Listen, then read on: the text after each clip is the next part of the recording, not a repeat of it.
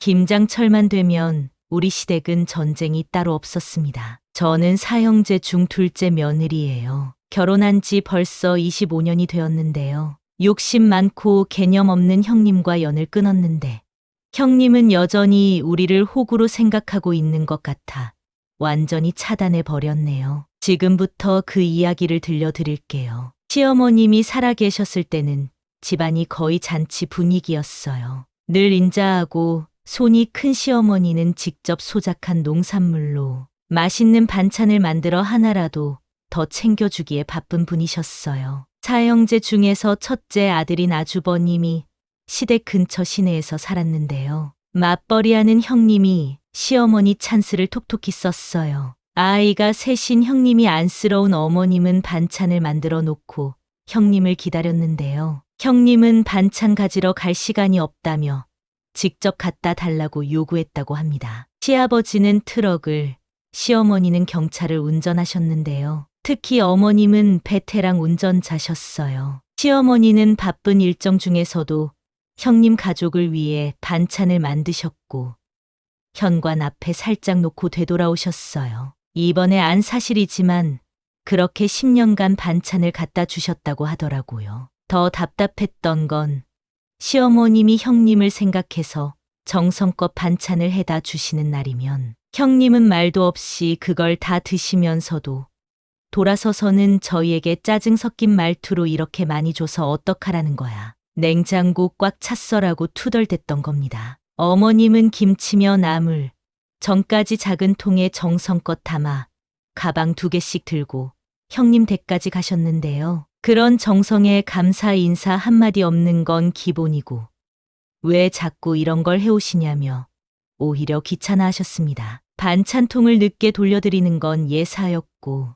어떤 날은 아예 통을 잃어버렸다는 핑계로 돌려주지 않으신 적도 있었죠. 그러면서도 가족들 모임에서는 어머님이 너무 고생하세요. 저도 반찬 좀 해와야겠어요라며 허울 좋은 소리만 했고요. 저희는 그 모습을 지켜보며 어떻게든 이해하려고 애썼습니다. 장사도 힘들고 사람 관계에 지쳤겠지.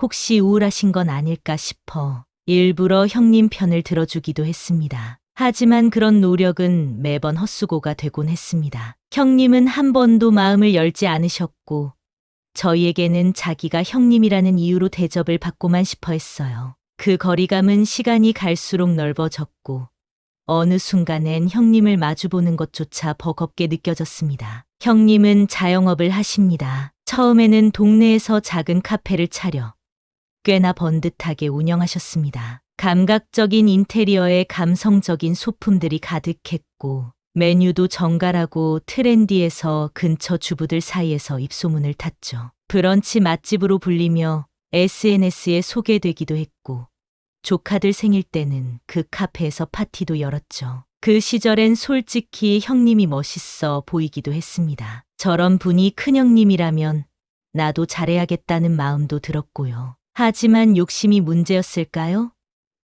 장사가 잘 되자 형님은 무리하게 확장에 나서셨습니다. 2호점, 3호점까지 순식간에 열었는데 관리가 제대로 되지 않았던 거죠. 동업자와의 마찰, 직원과의 갈등이 잦았고 급여 미지급으로 논란이 되기도 했습니다. 어느 날은 카페 리뷰에 사장이 손님에게 반말한다. 손님에게 차갑게 대한다.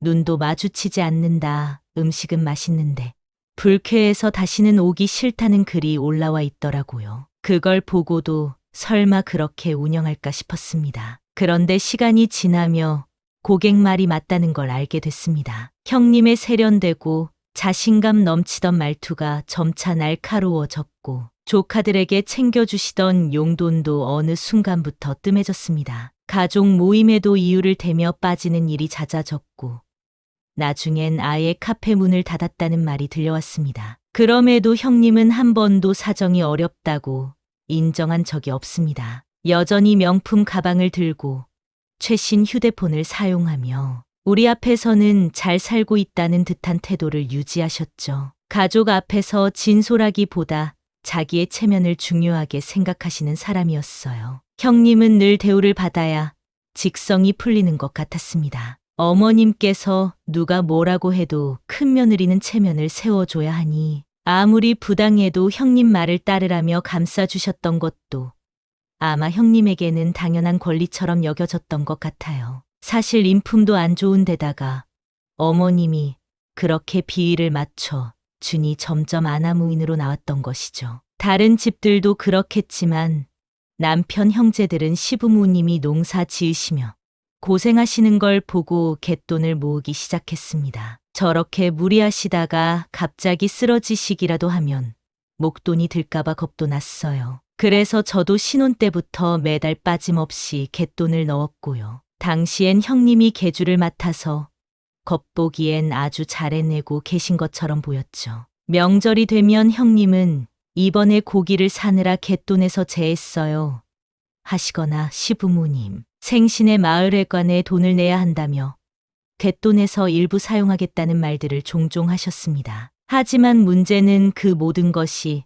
말로만 하는 보고였다는 겁니다. 저는 개원으로서 그 돈이 정확히 얼마가 남았고 어디에 쓰였는지 알고 싶었지만 형님은 한 번도 잔액을 공개하거나 내역을 정리해 주신 적이 없었어요. 그저 나는 당신들 대신 어른들 챙기느라 바쁜데 왜 이런 걸 물어보냐, 나 못 믿어 하는 듯한 말투로 퉁명스럽게 넘기셨고요. 각 가정마다 한 달에 15만 원씩 빠짐없이 보냈지만 혹시 사는 게 바빠서 입금이 조금만 늦어지면 형님은 곧장 앙칼진 목소리로 전화를 걸어왔습니다. 시부모님께 드릴 돈이 그렇게 아까워? 개념 없이 왜 이래?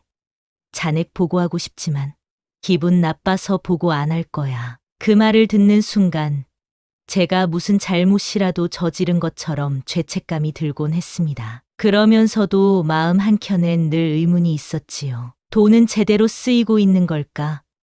왜 공개를 안 하는 걸까? 그렇게 5년, 10년, 그리고 어느덧 20년이 흘렀습니다. 시부모님이 칠순을 맞이하시며 해외여행을 가시자는 이야기가 나왔습니다. 형제들 모두는 그동안 갯돈이 쌓였으니 그 돈으로 충분히 좋은 여행을 보내드릴 수 있을 거라고 생각했죠. 그래서 저는 조심스럽게 갯돈 잔액이 얼마 남아있는지 여쭤보았습니다. 하지만 형님의 대답은 충격적이었습니다. 그 돈 없어. 다 썼어. 네. 한 달에 15만 원씩 20년 가까이 부었는데요. 형님은 나를 세우며 그동안 내가 병원 모시고 다니고 밥도 사드리고 옷도 사드렸지. 그 돈이 그냥 날아간 줄 알아? 하셨습니다. 저는 순간 어이가 없어서 말을 잇지 못했어요. 그래서 차분히 물었습니다. 그럼 사용한 내역이나 영수증이라도 보여주세요. 형님은 한숨을 쉬더니 지금 나 못 믿겠다는 거야?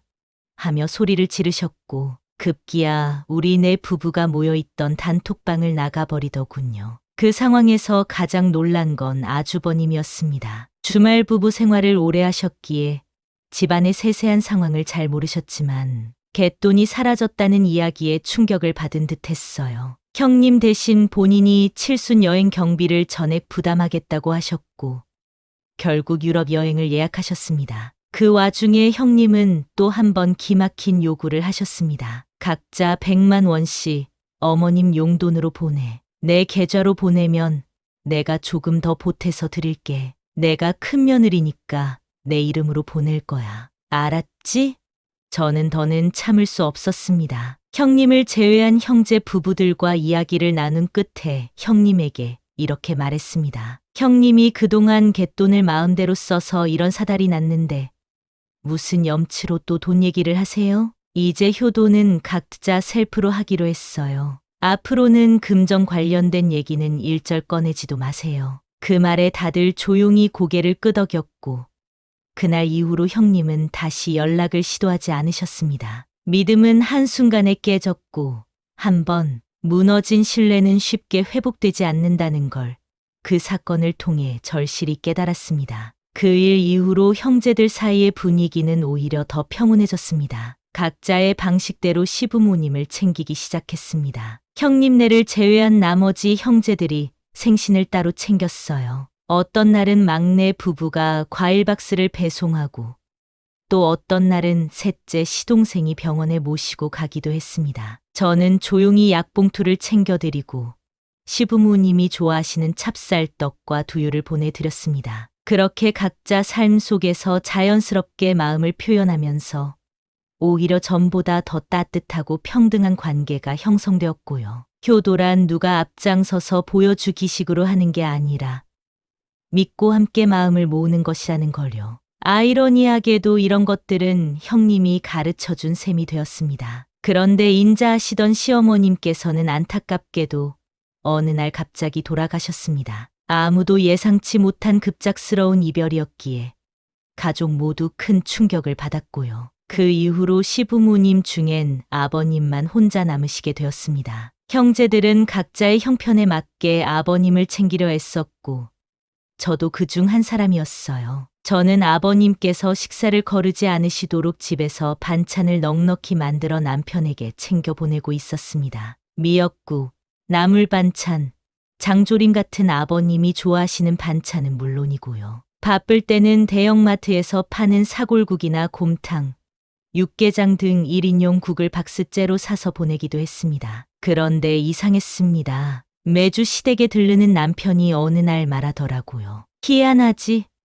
당신이 보냈다는 국이 아예 없어. 국뿐만 아니라 주방 세제도 없고 키친타올도 없더라고. 아버지는 모르시겠대. 남편 말에 저는 눈이 동그래졌습니다. 분명히 저는 박스 단위로 국을 보내드렸고 생필품들도 빼놓지 않고 정기적으로 택배를 보냈거든요. 아버님께 여쭤보니 말씀은 이렇게 하셨어요. 나야 뭐 국이 있으면 먹고 없으면 물 말아 먹지. 근데 이상하게 큰며느리가 다녀간 날 이후로는 국이 없어지는 것 같긴 해. 정확히는 모르겠어. 그날은 내가 발마사지 받고 잠들어 버렸거든. 사실 형님은 시댁에 들를 때마다 아버님 발마사지를 해드렸습니다. 그 덕분에 아버님은 금세 잠드셨고요. 겉으로 보기엔 참 정성스럽고 효심 깊은 며느리처럼 보였습니다. 저도 그 모습을 보며 그래도 형님 나름대로 효도를 하시긴 하는구나 싶기도 했고요. 하지만 점점 이상한 점이 더해졌습니다. 국뿐만 아니라 보내드린 키친타올과 주방 세제, 심지어 새 칫솔과 치약까지 없어지는 겁니다. 처음에는 아버님께서 필요 이상으로 사용하셨나 싶었지만 평소 깔끔하고 절약하시는 분이라 생필품을 막 사용하실 가능성이 낮았죠. 그때부터 저는 형님이 드나들면서 생필품을 챙겨가고 있는 건 아닐까 하는 의심을 하게 되었습니다. 확실한 증거는 없지만 아버님도 내가 그런 건 잘 몰라. 그런데 큰며느리가 다녀간 날 이후로 없어진 게 많긴 하더라고. 조심스럽게 말씀하시더군요. 그래서 저는 전략을 바꾸었습니다. 갈 때마다 생필품과 국 등을 하나씩 체크해두고 다음 방문 시에 얼마나 남아있는지 확인하기 시작했어요. 그리고 마트 배송을 보낼 때도 제품 목록을 캡처해서 남겨두었습니다. 아버님 댁 주방과 냉장고, 창고 공간에 각각 어떤 물품이 있었는지도 따로 정리했고요. 그 이후로도 사라지는 물품이 몇 차례 있었지만 저는 더 이상 형님께 문제 제기를 하진 않았습니다. 대신 필요한 것들을 대량보다는 소량으로 꾸준히 채워드렸고 아버님과의 전화통화 빈도도 더 늘려서 음식이 부족하진 않으신지 꼭 확인하고 있습니다. 그런데 기막힌 사건이 일어났습니다. 어머님이 돌아가신 후 처음으로 김장을 하게 되었어요. 어깨 너머로 어머님이 어떤 종류의 액젓을 사시는지, 무슨 재료를 넣는지 정도는 기억하고 있었던 터라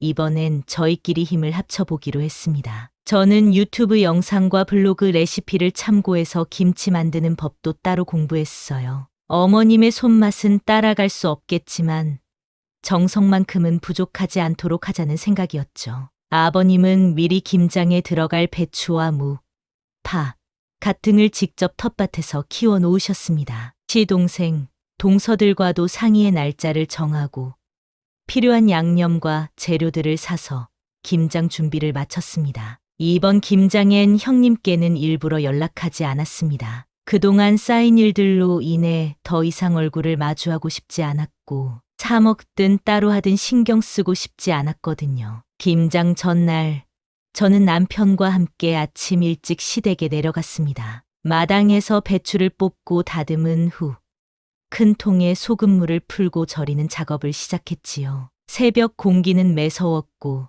손발이 시릴 만큼 추운 날씨였습니다. 김장 당일 아침엔 동서들과 함께 분주하게 김장 준비를 이어갔고요. 마당에 김장 테이블을 펼치고 절인 배추가 살아나기 전에 재빨리 양념을 만들기 시작했습니다. 누가 먼저 시킨 것도 아닌데 각자 자기 역할을 알아서 척척 해내는 모습에 이제 우리도 제법이구나 싶어 흐뭇했지요. 기온이 영하로 뚝 떨어진 탓에 저희는 발을 동동 구르며 일하고 있었는데 갑자기 익숙한 목소리가 들렸습니다. 수고 많네.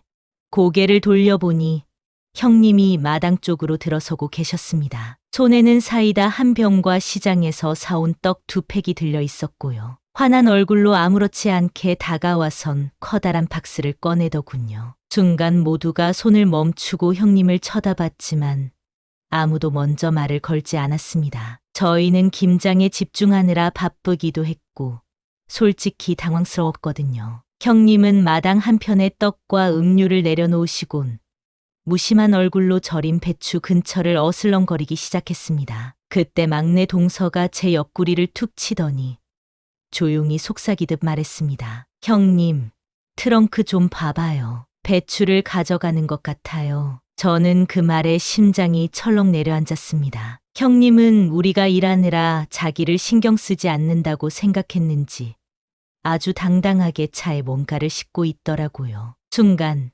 설마 또 하는 의심이 들었습니다. 저는 조용히 마당을 빠져나와 형님 차 쪽으로 향했고 트렁크를 확인하는 순간 눈을 의심할 수밖에 없었습니다. 트렁크 안엔 마당 대문 앞에 놓인 절인 배추를 넣은 큰 박스가 들어 있었습니다. 누가 봐도 김장 재료를 가져가려 했던 겁니다. 김장을 함께 하지도 않았고 연락조차 없었으면서도 그 모든 수고를 피해간 채 결과물만 챙겨가려다가 딱 걸린 것이었죠. 저는 너무나도 화가 났지만 마당에 계신 아버님과 동서들 눈치가 보였습니다. 그런데 뜻밖의 장면이 벌어졌습니다. 우리 가족 중 가장 키가 크고 듬직한 막내 서방님이 재빨리 형님 앞을 막아섰습니다. 형수님, 배추 내려놓으세요. 형님은 좀 주지 그래요?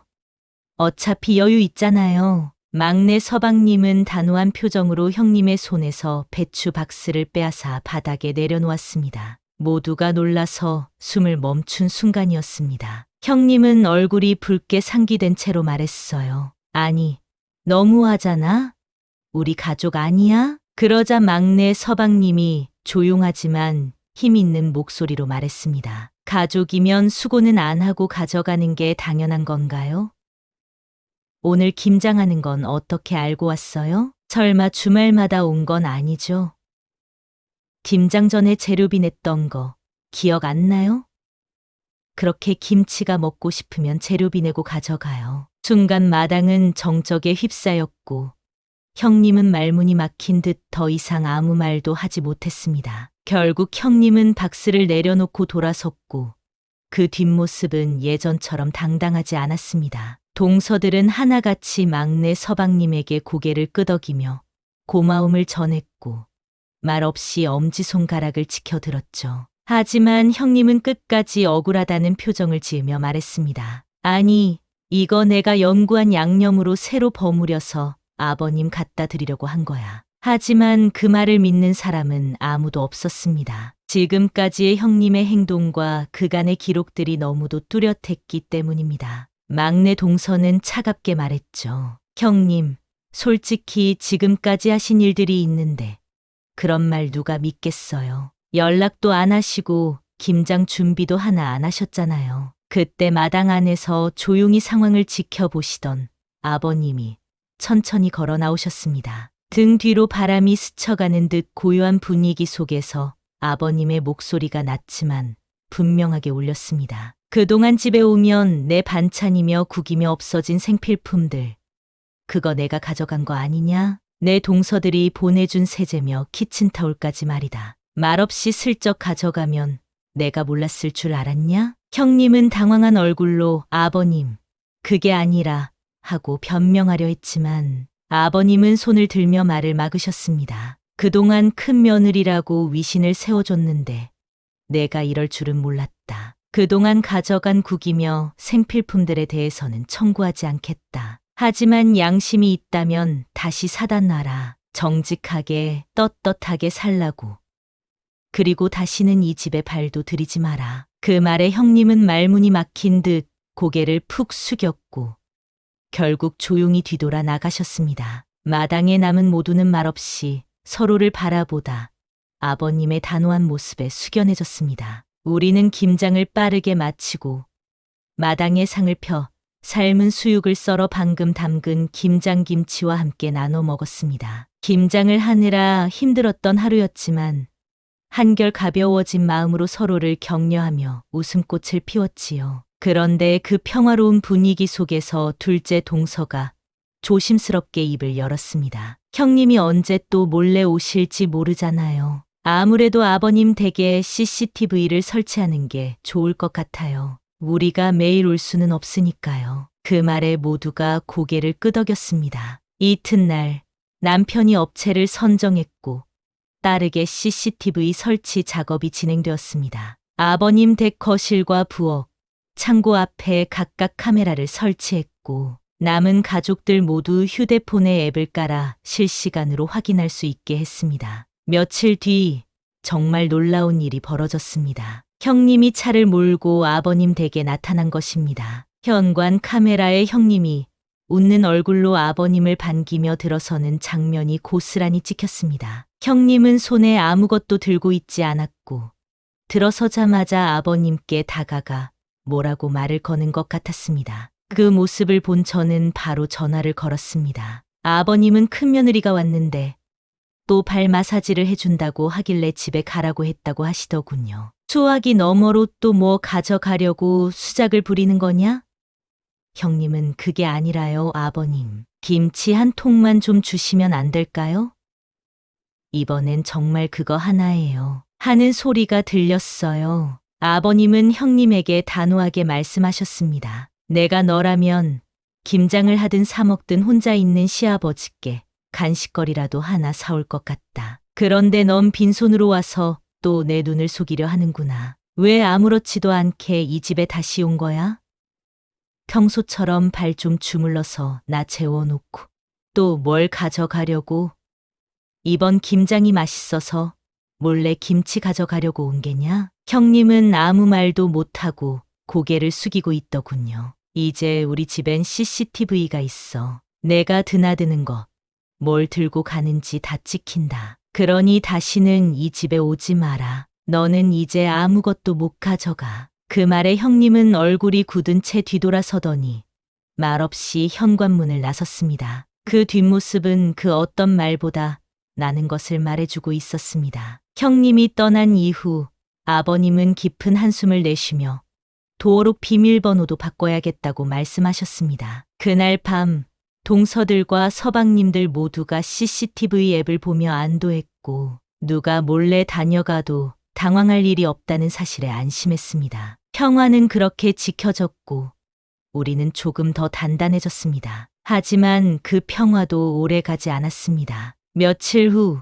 동네에서 뜻밖의 소문이 돌기 시작했어요. 시아버지 집에서 큰며느리가 쫓겨났다는 이야기들이 이웃 사이에 삽시간에 퍼졌고 결국 형님 귀에도 들어갔던 모양입니다. 형님은 억울하다는 듯 평소 아는 지인을 통해 동네 이장을 찾아가 해명을 시도했다고 하더군요. 오해가 있었을 뿐이에요. 김장도 하고 싶었는데 연락을 못 받은 거고요. 혹시나 하고 가봤는데 김장을 하고 있더라고요. 아버님이 저를 내쫓을 정도로 제가 나쁜 사람은 아니에요 라며 눈물까지 흘렸다고 하더군요. 결국 한 달 뒤 아버님 생신 잔치에 가족이 모두 모였을 때 아버님이 조용히 말씀하셨습니다. 나는 누구에게도 큰며느리에 대해 안 좋게 말을 한 적 없다. 다만 너희들이 내 생각해서 챙겨준 반찬이며 생필품을 아무 말 없이 가져가는 사람은 가족이라도 믿을 수 없다. 꼭 큰며느리가 온 날 음식들과 생필품이 없어지는데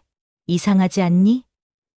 내 앞에서 앓는 소리 하면서 발 마사지 해주는 것도 다 가식이었어. 빈손으로 와서 한아름 가져간다고 생각하니 너희들에게 미안해서 잠을 이루지 못했다. 그래서 집에 CCTV 설치를 허락한 것이고 말야. 앞으로 그 누구라도 나를 속이지 않았으면 한다. 내 집에 있는 물건 함부로 가져가면 바로 경찰에 신고할 거야. 그 말을 들은 형님은 얼굴이 빨개지더라고요. 그리고 아버님은 소유하신 재산에 대해 할 말이 있으니 일주일 뒤에 다 모이라고 하셨어요. 우리는 아버님이 쓰실 만큼 쓰고 나중에 정리를 하셔도 된다고 생각합니다. 하지만 아버님의 뜻대로 따를 생각이에요. 큰아주버님은 형님의 계속되는 욕심에 질려 이혼을 고려하고 있다고 하네요. 며칠 뒤에 형님은 어떤 모습을 보일지 예상이 되는데요. 무슨 일 있으면 후기 보내도록 하겠습니다.